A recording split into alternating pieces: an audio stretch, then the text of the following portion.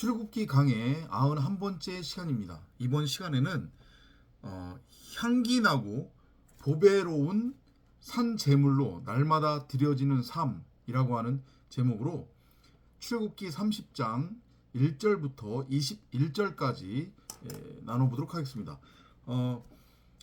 성전을 어떻게 지으라, 그리고 그 각 성전의 구성 요소를 어떤 걸로 만들라 라고 계속해서 여호와께서 모세를 통해서 이스라엘 백성들에게 지금 보여주고 계시는데, 결국 뭐라고 했습니까? 이 성전은 그냥 눈에 보이는 것, 나타난 것 그대로서의 성전을 의미하는 게 아니라 창세기 1장 1절 우리 각 사람을 말씀 그리스도를 머리로 하는 그 말씀을 담은 말씀의 집으로서의 성전으로 창조하겠다고 하는 그 하나님의 원함, 그 기도, 그 확정, 그 작정을 우리 안에서 이루시겠다고 하는 그러한 메시지로 이해를 하면 된다고 했어요. 그러니까 성전은 결국은 다 지금 출애굽을 한 이스라엘 백성들한테 주어지는 그 성전은 다 우리 90억 각 사람에 관한 이야기다, 나에 관한 이야기다, 이렇게 이해를 하시면 된다고 했고, 지난 시간에 우리가 나누었던 것이 그 제사장의 위임식하고 관련된 것을 나누었는데, 그 제사장의 위임식은 결국은 왜 하필이면 이게 7일 동안 1회 동안 취임식이 이루어지느냐, 바로 창조의 완성의 모형이다, 그렇게 이해를 하시면 된다고 했고, 그렇게 해서 우리가 짐승에서 하늘적 존재로 진짜 말 그대로 말씀이신 그 하나님, 그 말씀의 형상으로서의 사람, 곧 말씀 그리스도라고 하는 성전으로 우리가 창조가 되면 우리는 어떤 삶을 살게 되는지, 그게 결국은 천국으로서의 하나님의 나라, 소위 말하는 상태 천국을 의미하는 것인데, 그 천국을 우리가 어떻게 누리게 되는지, 그 장면이 이제 오늘 우리가 나눌 30장에서 뭐라고 해야 될까요? 제시가 됩니다. 그래서 좀 제목이 길었는데, 향기나고 보배로운 산 제물로 날마다 드려지는 삶, 요 제목 자체가 천국 하나님의 나라, 곧 말씀 그리스도라고 하는 성전으로 세워진 성도의 이 땅에서의 삶이다, 이렇게 보시면 될 것 같습니다. 성전의 구조들이 쭉 등장을 했었는데, 30장에서 등장하는 건 뭐냐면 분향단이 등장을 해요. 분향단 전에 뭐가 있었냐면 번제단이 있었다고요. 그리고 기억나시죠? 분향단 전에 번제단이 있었어요.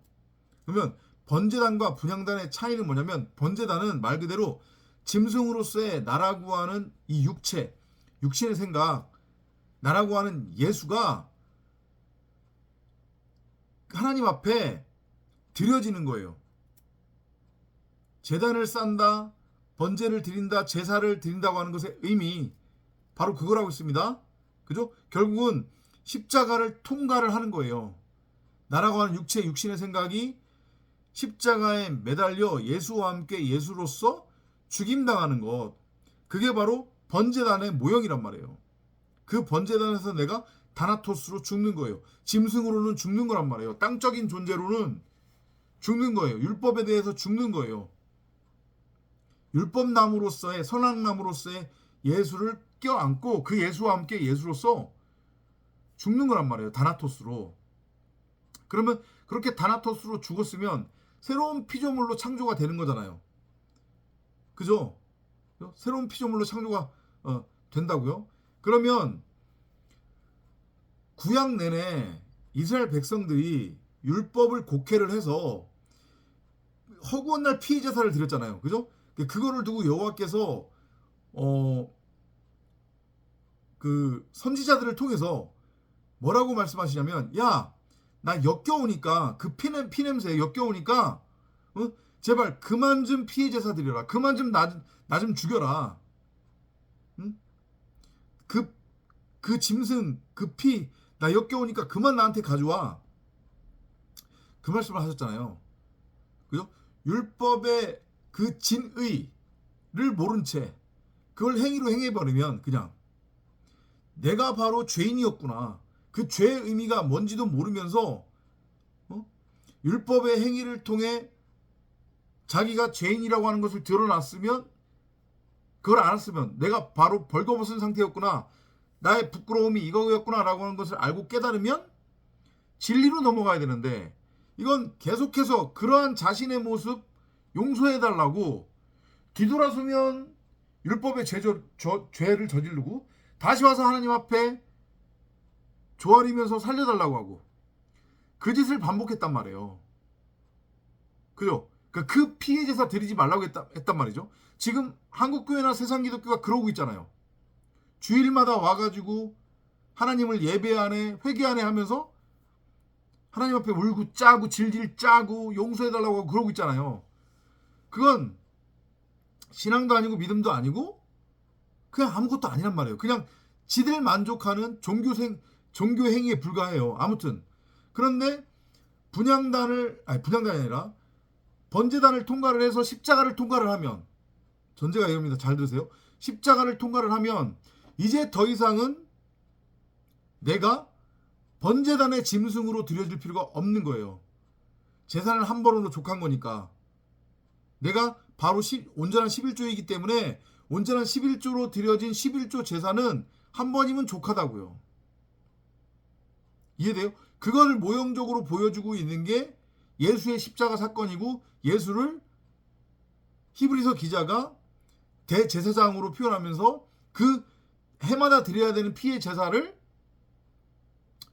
이제 더 이상 드릴 필요가 없도록 바로 예수가 자신을 온전한 11조 제물로 드렸다라고 하는 것의 그 의미 이해되시죠? 우리 각자가 번제단을, 그 십자가를 통과를 하는 거예요. 그래서 다나토스로 죽는 거예요. 목베임 당하는 거란 말이에요. 그리고 새로운 피조물로 창조가 돼요. 그러니까 말 그대로 성전으로 이제 세워지는 거죠. 그러면 이제 정말로 로마서에서 바울이 얘기하는 하나님께서 기뻐 받으시는 흠양하시는 산 제물로서 드려지는 산 제사를 내가 비로소 드릴 수 있는 거예요. 왜냐? 이제 십자가를 통과를 했기 때문에 흠없고 점없는 말씀이신 하나님의 형상으로서의 말씀 그리스도인 성전으로 내가 세워졌잖아요. 창조가 됐잖아요. 그러면 내 자체가 바로 첫 열매로서의 11조가 되는 거니까, 하나님이 이 11조 제물, 이 말씀이라고 하는 하늘 양식으로 드려지는 이 제사 기뻐 받으신단 말이에요. 이해돼요?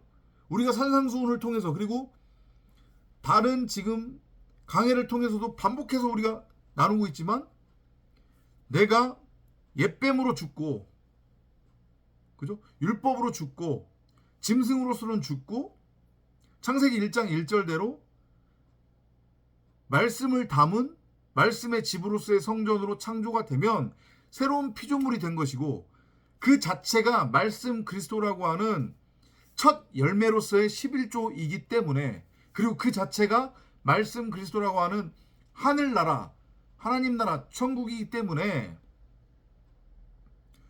그 상태가 바로 산 제물로 드려지는 산 제사의 상태, 예배의 상태, 기도의 상태라고 우리가 나눴어요.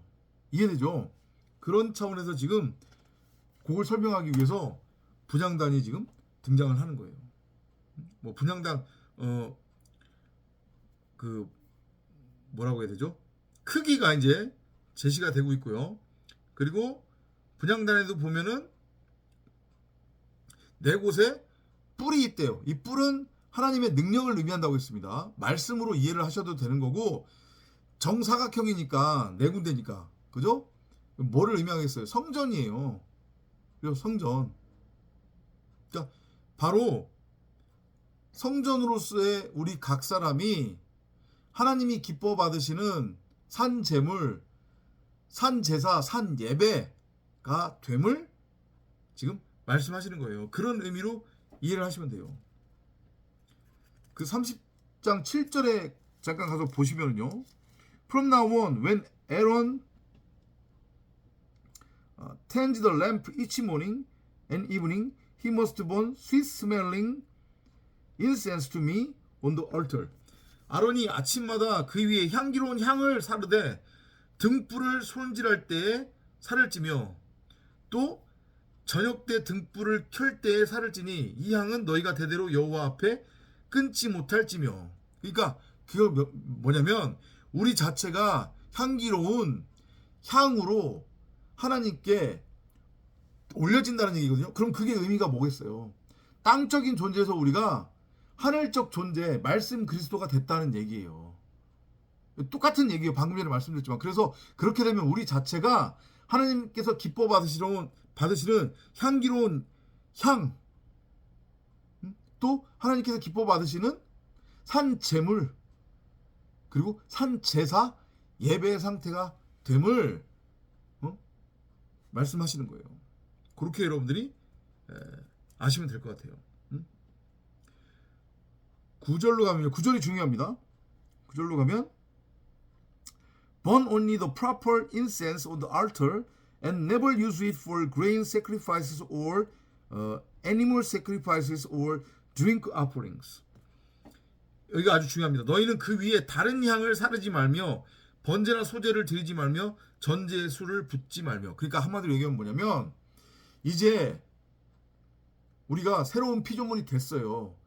율법하고는 아무런 상관이 없는 우리 자체가 말씀 그리스도, 말씀을 담은 말씀의 그릇으로서의 말씀의 집인, 그 집주인과 함께하는 성전으로 세워졌단 말이에요. 그러면 우리한테서 나오는 것은 진리, 하나님의 말씀 말고는 없는 것이고, 그 진리라고 하는 하나님의 말씀은 결국은 생명의 말씀이니까 그게 바로 향기로운 향이 된단 말이죠. 그죠? 그렇기 때문에 그렇게 진리를 깨달아 목배임 당해서 다나토스로 죽고 육신의 생각, 육체의 생각이 죽어 율법과는 아무런 상관이 없는 존재가 됐으면 여기서는 하나님의 말씀 말고는 나올 게 없는 거예요. 향기로운 향이 나와야 되는 거예요. 그죠? 만약에 그럼에도 불구하고 여기서 만약에 율법이 나오면 어떻게 돼요? 다른 사람들을 시기하고 심판하고, 그리고 정죄하고 판단하는 사악한 말, 더러운 말, 욕, 이런 말들이 나오면 그게 결국은 뭐가 되는 거예요? 30절 9절에서 얘기하는 다른 엉뚱한 재물을 드리게 되는 거예요. 그럼 그게 뭐겠어요? 뭐를 지금 의미하는 거예요? 종교생활이죠, 종교생활. 한국 기독교, 세상 기독교가 하나님을 믿는다고 해요. 진리가 뭔지를 안다고 하지만 새빨간 거짓말이잖아요. 그들은 그걸 알지조차 못하잖아요. 깨닫지 못하잖아요. 다 지금 율법에 매여 있단 말이에요. 복음을 윤리, 도덕, 교훈, 세상 사는 지의 삶의 적용지침 이런 것들로 곡해해서 자기 삶에 적용해가지고 행위를 통해 땅을 경작해서 땅의 소산을 추수하고 있잖아요. 그리고 그건 하나님께서 주신 복이라고 그러고 그게 하나님 앞에 기쁨이라고 지금 그렇게 우기고 있잖아요. 종교생활이잖아요, 지금 그게. 아니 아무리 열심히 새벽기도를 드리고 주일 성수를 하고 뭐 수요 예배, 금요 예배를 드리고 헌신봉사를 하고 착한 척, 거룩한 척 하고 뭐 주일학교를 섬기고 주방봉사를 하고 헌금 많이 하고 11조 많이 한들 진리를 깨닫지 못하면 그 창세기 1장 1절이 나에 관한 이야기구나. 내가 바로 말씀 그리스도구나. 내가 바로 죽어 마땅한 육체로서 육신의 생각으로서의 예수였구나. 이걸 깨닫지 못하면 계속 엉뚱한 향을 피워서 하나님을 섬긴다고 그러는 거라니까요. 하나님이 그러지 말래요. 지금 여러분들이 지금 어떻게 하나님을 믿고 있는지 스스로를 잘 점검해 보시기 바랍니다. 아셨죠? 10절로 한번 가볼게요. 아론이 1년에 한 번씩 이 향단불을 위하여 속죄하되 속죄제의 피로 1년에 한 번씩 대대로 속죄할지니라. 이 제단은 여호와께 지극히 거룩하니라. 그러니까 이게 아까 전에 얘기했지만 분향단인데 이거 비유적인 겁니다. 우리가 지금 이렇게 돼야 된다는 거예요. 그죠? 근데 이걸 이스라엘 백성들은 또 말 그대로 문자 그대로 율법으로 곡했단 말이에요. 그래서 1년에 한 번씩 진짜 사람이 세운 대제사장, 그죠? 아론, 그러니까 뭐라고 해요? 히브리서 기자가 말하는 멜기세덱의 반차를 따르는 그 예배가 아닌 육신의 생각, 사람 생각, 율법에 의해서 세워진 아론의 반차를 따르는 육신의 생각에 의한 종교적 피의 제사를 드렸단 말이죠. 그러니까 그걸로는 안 된다고 그랬잖아요. 그걸로는. 그죠? 그거의 모형이에요. 이거를 진리로 알아먹었어야 되는데 이스라엘 백성들은 이걸 진리로 알아먹지 못했단 말이죠. 아셨죠? 그렇게 히브리서하고 연결해서 여러분들이 이해를 하시면 더 이해가 빠를 겁니다. 아셨죠? 네. 자, 그러면서 또 이제 등장하는 게 뭐냐면 속전이 등장해요. 이거는 저기 마태복음인가에 가면 바리새인들이 예수한테 베드로한테인가요? 야, 너네 스승은 성전세를 내지 않느냐? 이렇게 얘기를 했고, 그걸 이제 예수가 그 얘기를 들었죠. 그래서 베드로한테 뭐라고 하냐면 바닷가에 나가서 제일 처음 걸리는 물고기 그 입을 열면 거기에 아마 한 세겔이 들어있을 거야. 근데 그 한 세겔은 나 반 세겔, 니 거 반 세겔이니까 그거 가져다가 성전세로 내. 요거 여러분들 에피소드 아시죠? 그죠? 그것이 의미하는 게 뭐라고 했어요? 예수와 내가 하나로 묶여서 십자가에 매달려 죽는 거. 그죠? 예수, 그리스도, 예수. 내 안에 예수와 그리스도가 다 있다고 그랬잖아요. 우리 각자 95 각자가 예수로서의 그리스도고 그리스도로서의 예수라고. 근데 그 예수가 죽어야 된다고 그랬잖아요. 나의 겉사람, 육신의 생각, 육체가. 그죠? 그걸 보여주는 게 지금 분향단에서의 그 성소에 드려지는 속전. 여기에도 지금 반세겔이 나온단 말이죠. 그렇게 연결하시면 돼요. 바로 우리 자체가 결국은 그렇게 예수와 묶여져서 죽은 산재물, 그리고 그렇게 예수와 묶여져서 죽었으면 당연히 어떻게 돼요? 그리스도로 묶여서 부활을 하는 거예요. 그러면 그게 산재물로서 분향단에서 하나님께서 기뻐 받으시는, 하나님께서 흠양하시는 향기로운 향기, 바로 말씀 그리스도로 재창조가 된다고 하는 그런 메시지로 이해를 하시면 된단 말이죠. 쭉 보시면은 거기 13절에 한번 가볼게요. 13절에 가보면 무릇 개수 중에 드는 자마다 성수의 세겔로 반세겔 얘기 나오잖아요. 그죠? 그래서 예수 반세겔, 베드로 반세겔, 그 둘이 묶어져서 한 세겔이 되는 거예요. 예수 그리스도, 그리스도 예수. 그러니까 예를 들자면 이렇게 되는 거죠. 갑자기 생각이 안 나네. 야곱의 형 이름이 갑자기 생각이 안 납니다. 죄송해요. 하여튼 에서, 그죠? 에서와 야곱과 에서가 결국 둘이 하나란 말이에요. 그 둘이 묶여져서 죽고 그 둘이 마찬가지로 묶여져서 그리스도로 창조가 되는 거예요. 맏아들과 아버지를 떠나갔던 그 뭐라고 해요? 갑자기 오늘따라 왜 그런지 모르겠습니다. 죄송합니다. 그 이름이 생각이 안 나는데 그 집 나간 탕자, 그죠? 그러면 장자하고 탕자도 둘이 하나란 말이죠. 아셨죠? 예수 그리스도 예수예요. 둘이 하나예요. 생명나무가 선악나무고 선악나무가 생명나무란 말이에요. 나라고 하는 겉사람으로서의 예수와 그리스도라고 하는 나의 진짜 나로서의 속사람은 결국은 하나예요. 아셨죠? 그렇게 이해를 하시면 되겠습니다.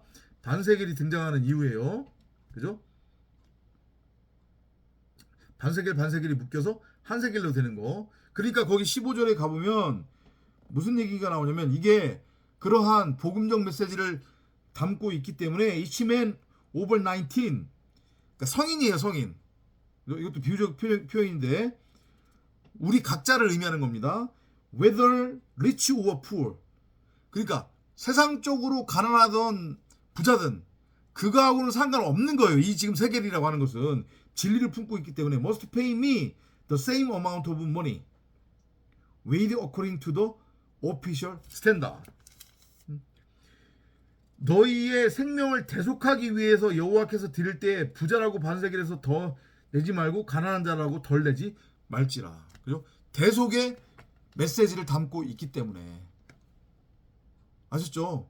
그죠? 그러니까 반세겔은 예수와 그리스도 예수고, 그게 바로 내 안에서 이루어지는 일, 나에 관한 이야기다. 이렇게 이해를 하시면 되겠습니다. 그리고 이제 16절로 넘어가면 This money is to be used for the upkeeping of the sacred tent, and because of it, I will never forget my people. 이스라엘 자손에게서 속전을 취하여 이 세겔, 그죠? 반세겔을 취해서 회막 봉사에 쓰라. 이것이 여호와 앞에서 이스라엘 자손의 기념이 되어서 너희의 생명을 대속하리라. 여기 지금 원어에는 보면 이거를 가지고 그 회막을 짓는데 사용하라는 얘기예요. 그리고 그러니까 결국은 반세겔로 회막이 지어지는 거잖아요. 근데 그게 아까 전에 뭐라고 했냐면 그 대속의 어떤 대가라고 그랬습니다. 그 대속의 대가를 가지고 회막, 성전을 지었다고 하는 것의 의미가 결국 뭐겠어요? 결국은 성전 자체가 그리스도 예수 그리스도로서의 말씀을 뜻한다. 그리고 그게 바로 우리 90억 각자다. 그리고 회막은 이게 나중에 가면 찢어져야 된단 말이죠. 그죠? 그래서 대속 얘기가 지금 나오는 거예요. 우리 각자의 육신의 생각, 육체의 죽음을 뜻한단 말이죠. 예수 그리스도 예수로서의, 그리고 예수 그리스도 예수를 의미하기도 한다. 근데 그건 다 결국은 내 안에서 일어나는 나에 관한 이야기다. 이렇게 연결을 하시면 될 것 같아요. 자, 그런 다음에 이제 등장하는 게 뭐냐면 물두멍이 등장해요. 물두멍.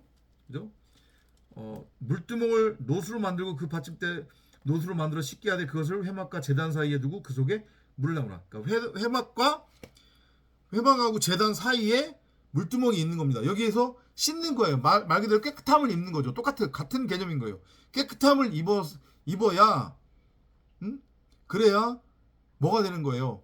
향기로운 향으로 태워지는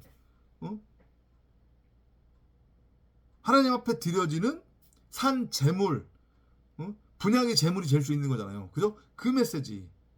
그러니까 결국은 우리 각자가 율법으로 죽고 율법에 대해서 죽고 다나토스 목베임을 당해서 말씀 그리스도로 창조가 되는 그 메시지로 이해를 하시면 될 것 같아요. 그래서 그거를 담고 있는 게 보면 20절하고 22절에 원어로 한번 읽을게요. 20절하고 21절 거기 봅시다. 안 나와져 있는데 이렇게 있고 So the priest can wash their hands and feet before entering the tent or offering a sacrifice on the altar. 그 물두멍에 손을 씻거나 발을 씻는다는 거예요. 깨끗함을 입기 위해서. 뭔지 아시겠죠? 그죠? 깨끗함을 입는 거. 그리고 each priest in every generation must wash himself in this way or else he will die right there. 그리고 그렇게 씻지 않고 만약에 지성소 들어가게 되면 죽는다는 얘기예요. 이해되죠? 그죠? 그러니까 다시 한번 말씀드릴게요. 결론으로 말씀드릴게요.